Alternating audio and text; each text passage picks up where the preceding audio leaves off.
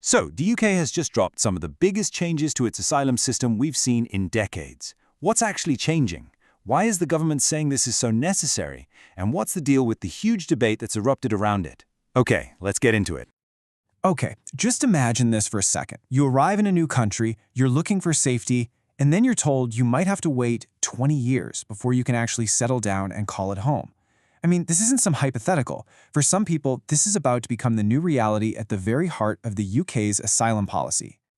So what's really going on here? Well, at its core, the government is making a huge shift, moving away from a model of permanent refuge and towards something more like temporary protection. Let's dig into the specifics. And this slide? Wow, it really lays out just how big of a shift we're talking about. Look at this. The path to settlement for people who arrive through irregular routes, like on small boats, is set to just skyrocket from 5 years all the way to 20. Permanent refugee status? That's being replaced with a temporary one. And things like the right to bring your family over or get guaranteed support, those are being seriously pulled back. Right at the heart of all this is a brand new idea they're calling core protection. Basically, it means getting refugee status isn't a one-and-done decision anymore. Instead, it'll be reviewed every 2.5 years. And this is the real kicker. If the government decides the situation back in a refugee's home country has gotten better, their protection can be revoked and they could be sent back. It's not just about status either. The way support is given out is changing, and it's changing big time. The government's getting rid of its legal duty to give people housing and money. Instead, they'll have a discretionary power. That means support is no longer a given. It can be taken away if you break the rules, and if you can work or you have any money, you'll be expected to pay your own way. Okay, so you're probably asking, why? Why such massive changes? Well, the government's whole argument is framed around one idea: restoring order and control to the asylum system. And this quote from the Home Secretary, Shabana Mahmood, it really drills down to the core of their message. They're basically saying that the system as it stands is totally unmanageable, it's not fair to the taxpayers, and that it's lost the confidence of the public. So that thinking leads directly to the government's official reasons. The big goal is to reduce what they call pull factors. Basically, anything that might make someone choose the UK. The idea is that if you make the asylum offer less attractive, you'll deter those dangerous journeys, you'll break the business model of people smugglers, and you'll bring the UK more in line with tougher systems, like the one they have in Denmark.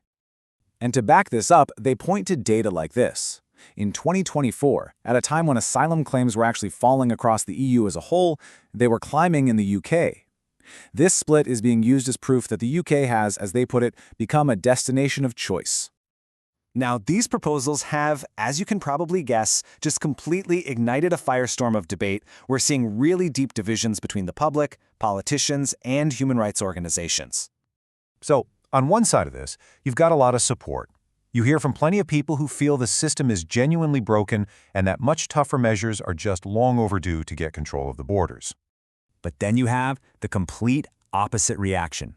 Critics are calling this an attempt to create a permanent underclass, forcing people into this limbo for a huge chunk of their lives, unable to ever really belong, even while they're working and paying taxes.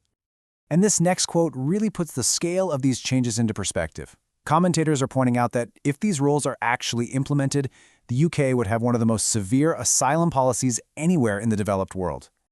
So if you boil down all those criticisms, they really come down to a few key worries. Opponents are saying this 20-year limbo won't just hinder integration, it'll make it impossible. They're asking if this will actually stop the boats, or if it will just push desperate people underground. And there are huge fears about what this means for vulnerable people, especially families with kids. The backlash is coming from everywhere, even from inside the government's own party. Now, for any of these policies to actually work, the government knows it has to tackle the legal side of things. Specifically, they're taking aim at the human rights laws that have been used to stop deportations in the past. And the big one they're targeting is Article 8 of the European Convention on Human Rights. This is the one that protects your right to a private and family life. The really crucial thing to understand here is that it's a qualified right. That means it's not absolute. It can be balanced against the public interest, and that's the balance the government now wants to tip firmly in its favor. So how are they planning to rein in Article 8? It's basically a three-step approach. First, they want to legally shrink the definition of family. Second, they're going to pass laws that basically tell courts to give more weight to immigration control than to an individual's rights. And finally, they're going to limit how and when people can even make these claims, to stop them being used at the last minute to block a removal flight. And it's not just Article 8. The whole appeals system is on the chopping block. The plan is to move to what they're calling a one-shot single appeal.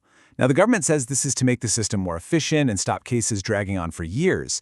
But critics are really worried it could strip away vital legal checks and balances. So, when you step back and look at all these pieces together, it's pretty clear we're not just talking about a few small tweaks. This is a genuinely fundamental shift in how the UK thinks about asylum. And if you want to understand the pressure behind this policy, look no further than this number, £5.4 billion. That's the annual cost of asylum support, a figure that includes things like housing people in hotels. The government brings this up again and again as proof that the current system just isn't sustainable.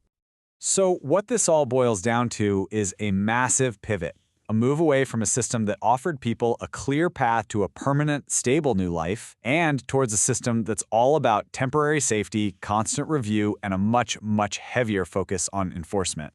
And all of this really leaves us with a huge, fundamental question that gets to the absolute core of this whole debate. As our world keeps changing, with more conflict and more people being displaced, do our traditional ideas of what it means to offer refuge have to change too? And if they do, is this the right way to change them?